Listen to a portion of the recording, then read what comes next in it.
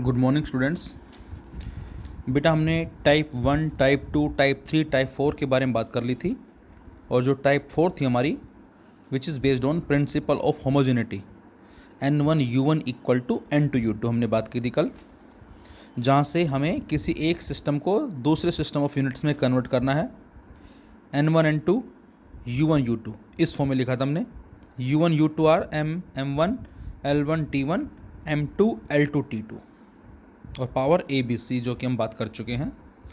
अब उसी पे ही हमें एक क्वेश्चन और कहा गया है, जैसा कि हमने कल पढ़ा था कि हमें 1 जूल को नंबर ऑफ अर्ग्स में कन्वर्ट करना है और 1 न्यूटन को नंबर ऑफ डायन्स में कन्वर्ट करना है। तो इसी को ही हमने यूज़ किया था कल। And now find the value of 60 joule per minute on a system which has 100 gram, 100 centimetre and 1 minute as the fundamental units.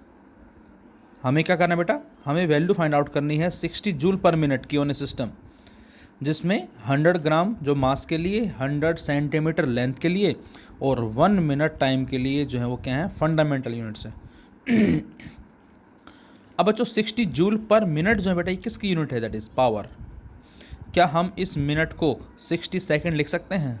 बिल्कुल लिख सकते हैं, क्योंकि 1 मिनट में 60 सेकेंड है और ये कैंसिल आउट, तो ये आ जाएगा 1 जूल पर सेकेंड एंड दिस इज़ 1 वाट। तो ये पावर बन गया।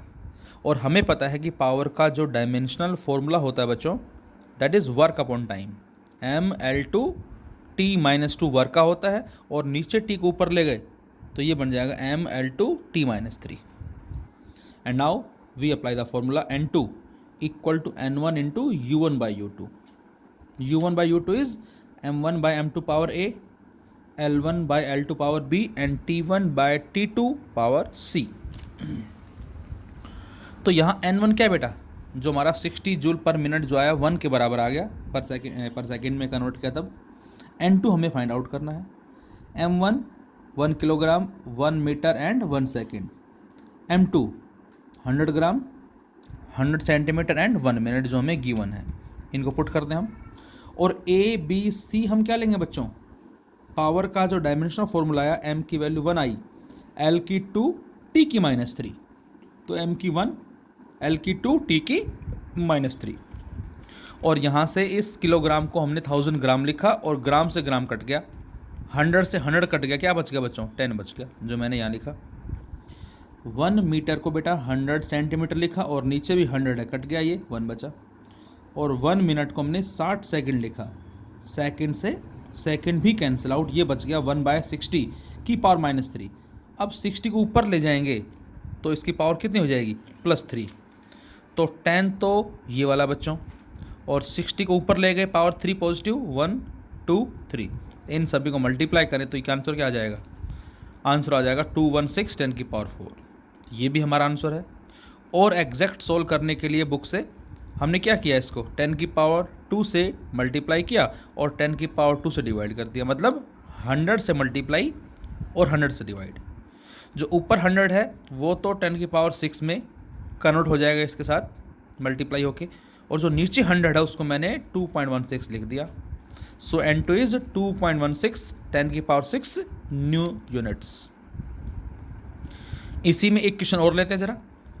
Find the value of 10 joule on a system which has 10 centimetre, 100 gram and 30 second as the fundamental units. उसी तरह से बच्चों, लेकिन इस बार जो N है, N1 जो है वो 10 जूल होगा, जो कि एनर्जी या वर्क डन है।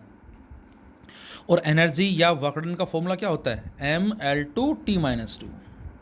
तो इस बार जो पावर M की 1 है बेटा, हम यहाँ 1 लिखेंगे, L की पावर 2 है, यहाँ 2 लिखेंगे, और T की पावर -2 है, हम यहाँ -2 लिखेंगे, इसी सेम फॉर्मूले के अंदर, इसी में सेम। और N1 इस बार हमें 10 दे रखा है।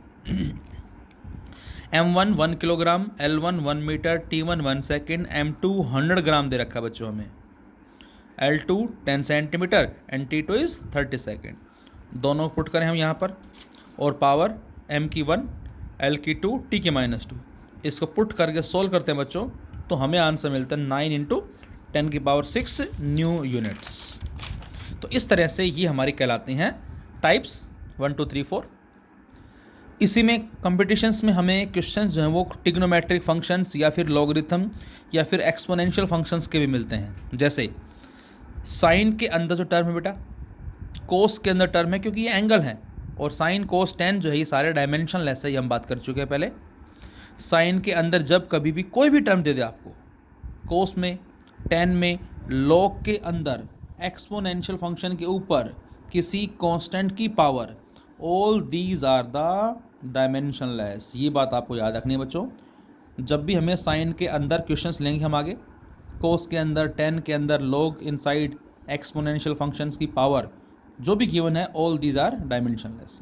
जैसे हमने क्वेश्चन लिया alpha equal to 2ma by beta into में log inside 1 + 2 beta l by ma, and we have to find out the dimensions formula as well as unit of alpha. हमें इस अल्फा की यूनिट और इसका dimensional formula जो बेटा वो calculate करना है। m यहाँ मास है, a यहाँ एक्सेलरेशन है, और l यहाँ डिस्टेंस को रिप्रेजेंट कर रहा है। तो ये इन सभी की वैल्यूज हो गई। अब अभी हमने पढ़ा कि जो लॉग के अंदर टर्म है वो क्या होगी, डायमेंशनलेस। तो इसका मतलब ये सारा क्या हो जाएगा, डायमेंशनलेस हो जाएगा। This is the dimensionless. So हमें अब अल्फा की वैल्यू फाइंड आउट करनी है, और अल्फा किसके इक्वल है, तो यहाँ अल्फा जो बच्चों किसके बराबर है, that is 2ma by beta, क्योंकि अंदर लॉग के जो टर्म है ये डायमेंशनलेस हो जाएगी। अब हमें अल्फा का डायमेंशन ये तो डायमेंशनलेस हो गया। अल्फा का डायमेंशन निकालने के लिए मास का पता होना चाहिए, ये तो डायमेंशनलेस है, एक्सेलरेशन पता होना चाहिए, और बीटा पता होना चाहिए, क्योंकि हम इसको इससे कंपेयर करेंगे। तो बीटा का डायमेंशन नहीं पता। अब बीटा है कहाँ, बीटा इसके अंदर है, और इसके अंदर जो टर्म है बेटा वो क्या होती है, डायमेंशनलेस। इसका मतलब ये सारा क्या होगा, डायमेंशनलेस।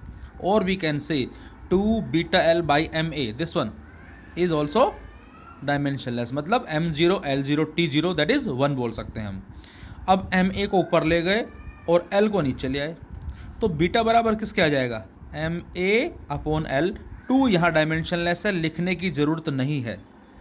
तो यहाँ से बच्चों बीटा क्या आ गया, ma/l आ गया।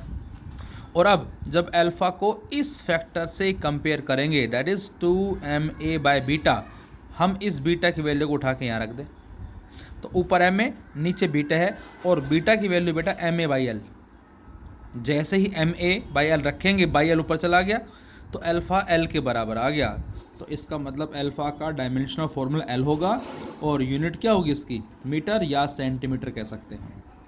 एक बार फिर देखें इसको, हमें इस अल्फ़ा का डायमेंशनल फॉर्मूला कैलकुलेट करना था, 2ma by beta into log this value. Log के अंदर जो टर्म है बेटा वो डायमेंशन लेस होती है, और अब यहाँ से अल्फ़ा जो है वो 2ma बाय बीटा के बराबर है। तो अल्फ़ा का कैलकुलेट करने के लिए बीटा का पता होना चाहिए, और बीटा हम कैसे निकालेंगे, जो अंदर टर्म है इसको डायमेंशनलेस पुट करके। तो बीटा बराबर ma/l, इसको क्रॉस मल्टीप्लाई किया, और इसको यहाँ रख के सॉल्व करेंगे, हमें अल्फ़ा की वैल्यू जो वो मिल जाएगी। इसके अलावा बच्चों हमने बात की थी कि डायमेंशन एनालिसिस में जब भी कभी 3 से ज़्यादा यदि क्वांटिटी आ जाती हैं, तो हम उसको डायमेंशनल एनालिसिस की हेल्प से सोल्व नहीं कर सकते हैं। मैंने कहा था क्या कि डायमेंशन एनालिसिस का जो ड्रॉबैक हो यही है बेटा कि यहाँ पर 1, 2, 3 वेरिएबल हैं, लेकिन कुछ क्वेश्चंस ऐसे होते हैं जिसमें 4 वेरिएबल होते हैं, तो डायमेंशन एनालिसिस की हेल्प से हम उसको सोल्व नहीं कर सकते। अब बात आती है कि सोल्व क्यों नहीं कर सकते। जैसे हमने एग्जांपल लिया कि जो h है, ये क्वेश्चन हमें दे रखा है फिलहाल। h क्या है, h height of a liquid of density rho in A capillary tube, एक सीक के साइज़ की हम कह सकते हैं, एक बिल्कुल छोटी नैरो ट्यूब होती है बेटा, जिसमें उसकी पूरी लेंथ के कॉरस्पॉन्डिंग एक यूनिफॉर्म होल होता है, बोर होता है थ्रू आउट इट्स लेंथ। उसको हमने कैपिलरी ट्यूब का नाम दिया है, जिसका रेडियस स्मॉल r है, और उसमें जो लिक्विड जिस हाइट को अचीव करता है, ये हम स्टडी भी करेंगे आगे, वो किन किन पैरामीटर डिपेंड कर रही है, डेंसिटी पे, रेडियस पे, acceleration due to gravity, as well as sigma is the surface tension. अब बच्चों आपसे कहा जाए कि 4 फैक्टर जो है ये इस h के रिस्पेक्ट में, मतलब h जो है इन चारों पैरामीटर पर डिपेंड करती है, डायमेंशनल एनालिसिस की हेल्प से ड्रॉ करो। तो जनरली हम इसको ऐसे करेंगे, a power b power c power तक हमने किया अभी तक, और अब इस बार d भी आ गया। और बच्चों इसका ड्रॉबैक क्यों होता है कि हम 3 से ज़्यादा वेरिएबल जो आ जाते हैं, क्वांटिटी आ जाती हैं, सोल्व नहीं कर पाते। तो उसका रीज़न ये है बेटा कि जब हम इन सभी का डायमेंशनल फॉर्मूला लिखेंगे, इसका ML-3 power A G LT-2 power B sigma जो सरफेस टेंशन है, force per unit length, MT-2 power C R is the radius, L power D। और जब हम इकट्ठा करेंगे M को, L को, T को और कंपेयर करेंगे तो यहाँ से इक्वेशन बनेगी किस में, एक बन जाएगी हमारी A में इक्वेशन आ जाएगी, B में आ जाएगी, AB में आ जाएगी, BC में आ जाएगी, CD में आ जाएगी, DA में आ जाएगी। तो बेटा यहाँ पर हमारे पास वेरिएबल आ गए 4, जबकि इक्वेशन जो बनेंगी वो 3 बनेंगी बच्चों। फिर से यहाँ पर इक्वेशन बनेंगी 3 और वेरिएबल कितने बेटा हमारे पास 4। और इस रीजन की वजह से हमने कहा है कि हम 3 से ज़्यादा वेरिएबल को सोल्व नहीं कर सकते।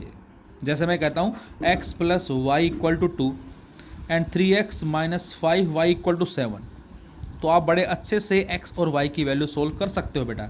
लेकिन इसी में ही यदि मैं यहाँ पर 6z और लिख देता हूँ और अब मैं आपसे कहूँ x y z find out करो, तो हम फाइंड आउट नहीं कर सकते। वेरिएबल 3 हैं, इक्वेशन 2 हैं। सेम रीजन यहाँ पर है बेटा कि यहाँ पर वेरिएबल 4, इक्वेशन बनेंगी 3, तो इसलिए हम 3 से ज़्यादा वेरिएबल को सोल्व नहीं कर सकते। तो बेटा जब भी ध्यान रखना, जब भी किसी क्वेश्चन में कोई फिजिकल क्वांटिटी 3 से ज़्यादा वेरिएबल पे डिपेंड करती है तो ज़रूर वहाँ 101% हमें कोई ना कोई कंडीशन गिवन होगी। मैं फिर रिपीट कर रहा हूँ, जब भी कभी किसी न्यूमेरिकल में 3 से ज़्यादा क्वांटिटीज़ गिवन होंगी तो ज़रूर वहाँ पर चौथे के लिए, पाँचवें के लिए हमें कोई ना कोई एक नेसेसरी कंडीशन गिवन होगी। जैसे इसमें कि जो हाइट है वो रो पे, आर पे, जी पे, सिग्मा पे डिपेंड कर रही है। सिग्मा सरफेस टेंशन है, जी एक्सेलेरेशन ड्यू टू ग्रेविटी है। हमें फॉर्मूला ड्रॉ करना है, लेकिन हमें क्या दे दिया बच्चों, गिवन दैट। ये बात बड़ी इंपॉर्टेंट है जो आपको ध्यान रखनी है, that is the condition, that is H is inversely proportional to R। इसका मतलब ये है बच्चों कि R को छोड़कर बाकी सभी पे आपको power A B C assume करनी है, लेकिन R जैसे दे रखा है, मतलब H इनवर्सली R दे रखा है, तो यहाँ भी हमें बेटा H इनवर्सली R लिखना पड़ेगा। हो सकता है इसमें गिवन होता क्या, H जो है वो हमें दे देता डायरेक्टली सिग्मा के, सपोज इसमें यह गिवन होता H इज डायरेक्टली सिग्मा, तो हम क्या लिखते, हम लिखते R रो G की पावर ABC और सिग्मा को छोड़ देते, उस पर कोई भी पावर एज्यूम नहीं करते हम। तो ये बात आपको याद रखनी है। और अब आगे वही सेम मेथड, डायरेक्टली को हटा के कॉन्स्टेंट लगाया, dimensionless, rho G sigma ABC upon R, rho ML-3 power A G LT-2 power B sigma surface tension जो कि फोर्स पर यूनिट लेंथ होता है, MLT-2 अपॉन L, L से L कट गया, MT-2 पावर C, और जो नीचे R है इसको लिखा मैंने केवल L विदाउट एनी पावर, कोई पावर इस पे एज्यूम नहीं करेंगे हम। और अब इस L को ऊपर ले गए बेटा, L-1 बन जाएगा। और अब पावर इकट्ठा करें, M की पावर A यहाँ से है, C यहाँ से है, A + C, L की पावर -3A + B और -1 ये आ जाएगा ऊपर जाके, और T की पावर -2B यहाँ से और -2C यहाँ से है। और अब वही सेम काम, दोनों तरफ से MLT की पावर कंपेयर करेंगे तो A + C 0, A बराबर -C, ये मिलेगा हमें। -3A + B -1 = 1, तो -3A + B = 2 ये आ जाएगा। और एक बन जाएगी -2B -2C = 0, ये इक्वेशन। और यहाँ से -2 कॉमन ले लिया, B + C आ जाएगा। और अब एक इक्वेशन ये आ गई B + C, और एक ये रही 3C + B, दोनों को सोल्व करके हमने B और C निकाल लिया। अब C1 आया, इसको यहाँ रखेंगे तो A कितना आ जाएगा बेटा, -1 आ जाएगा। तो अब A B C तीनों मिल गए और तीनों को रख दे हम कहाँ, इस इक्वेशन के अंदर, तो क्या मिलेगा आपको, तो आपको मिलता है क्या, देखें ज़रा, H = K रो की पावर A जो कि -1 है, G की पावर B -1 है, सिग्मा की पावर C जो कि 1 और नीचे R था ही, तो H आ गया सिग्मा अपॉन R रो G, ये हमें आंसर मिलेगा। इसी में ही हमने एक क्वेश्चन और लिया, रेनॉल्ड नंबर जो कि NR एक प्योर नंबर होता है, ये डिपेंड कर रहा है किस पे बेटा, वेलोसिटी ऑफ द लिक्विड पे, डेंसिटी ऑफ द लिक्विड पे, कोफिशिएंट ऑफ विस्कोसिटी पे and diameter of the tube. अब बच्चों यहाँ पर भी 4 वेरिएबल आ गए। क्या क्या? रेनॉल्ड नंबर डिपेंड कर रहा है किस किस से बेटा? वेलोसिटी पे, डेंसिटी पे, विस्कोसिटी पे, डायमीटर पे। और हमें फॉर्मूला ड्रॉ करना है, तो आंसर होगा कि ड्रॉ नहीं कर सकते हम, क्योंकि यहाँ पर ए बी सी डी यदि पावर मानते हैं तो इक्वेशन बनेंगी 3 वेरिएबल हैं, 4 हम सोल्व नहीं कर सकते। तो फिलहाल इसमें हमें कंडीशन क्या दे रखी है? Given that Reynold number is directly proportional to diameter, ये कंडीशन दे रखी है बच्चों। इसका मतलब क्या होगा? इसका मतलब होगा कि हमें जो कंडीशन दे रखी है वो एज इट इज़, बाकी जो बच गए उन सभी पे power A B C assume करनी है, इस पे एज्यूम नहीं करेंगे। देखो पहले क्वेश्चन में एच इन्वर्सली आर था इसलिए मैंने नीचे आर लिखा था, इस बार एन आर डायरेक्टली डी के है इसलिए मैंने डायरेक्टली डी लिखा विदाउट एनी पावर, कोई पावर भी एज्यूम नहीं की। और अब आगे काम वही same, L T minus one हो गया वी का, density M L minus three हो जाएगा, eta M L minus one T minus one power C और डायमीटर का एल। और अब एल की पावर ए यहाँ से है, माइनस थ्री भी यहाँ से है, माइनस सी यहाँ से है, वन यहाँ से है, A minus three B minus C plus one, T minus A यहाँ से बेटा, माइनस सी यहाँ से है, बी एम की पावर बी यहाँ से है, सी यहाँ से भी प्लस सी। और अब दोनों तरफ से एम की पावर, एल की पावर और टी की पावर को कंपेयर करके हम सोल्व करेंगे बच्चों, तो हमें ए बी सी की वैल्यू मिलेंगी, जिसमें सी आएगा माइनस वन, ए और बी आ जाएंगे वन, और दोनों को रखें इक्वेशन में तो फॉर्मूला बन गया N R equal to V rho D upon eta. तो ये हमारा आंसर आ जाएगा।